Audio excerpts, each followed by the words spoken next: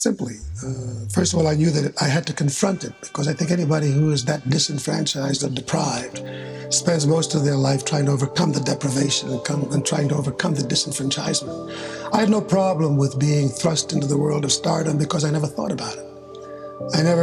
Nowhere in my boyhood dreams was there the idea that one day I would be in Hollywood, one day I would be on Broadway, or one day I would be making an album that would be successful. I was quite content, as most blacks were in that period, to just practice my art form, and hopefully I'd find a constituency somewhere in the world, because the larger dream eluded all of us. As a matter of fact, I think in many ways, young black people today perhaps have much more of a handle, because they do have Sidney Poitier, they do have Bill Cosby, they do have Richard Pryor, they do have Diana Ross, they do have a lot of, well, Harry Belafonte. They have role models to whom they can look, and somewhere they see this hope. In my youth, there were no such symbols.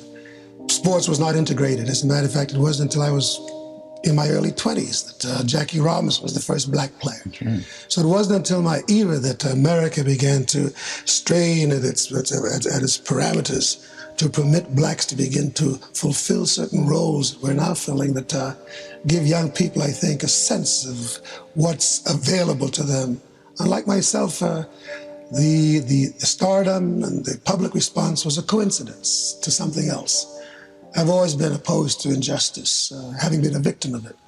I've always been for women's rights, primarily because I saw what happened to my mother as a domestic and what happened to her as a woman.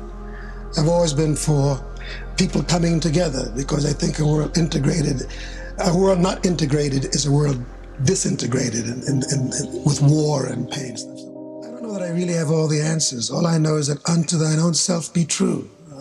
March to a drum beat that you believe in. And I think I share the company of that kind of philosophy with people like Alan Alda, who has been on earlier, Jane Fonda, Henry Fonda, Marlon Brando.